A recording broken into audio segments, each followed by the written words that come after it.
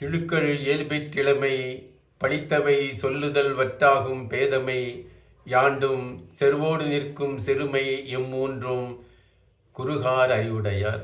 அதாவது இளமை வேகத்தில் தவறு செய்யக்கூடியவர்கள், பெரியவர்களுக்கு மரியாதை கொடுக்க தெரியாதவர்கள், எப்பொழுதும் கோபத்துடனே இருப்பவர்கள் ஆகிய இம்மூவருடனும் அறிவுள்ளவன் எவனும் சேரமாட்டான் என்கிறார் நல்லாதனார் திரிகடுகத்தில்.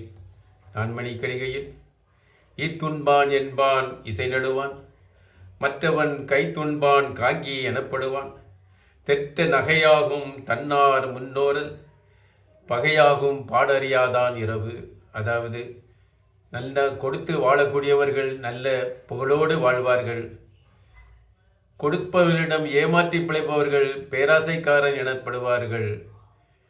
அழியாத விருந்தாளியாக செல்லும் பொழுது அவர்கள் இகழ்ச்சி அடைவார்கள்.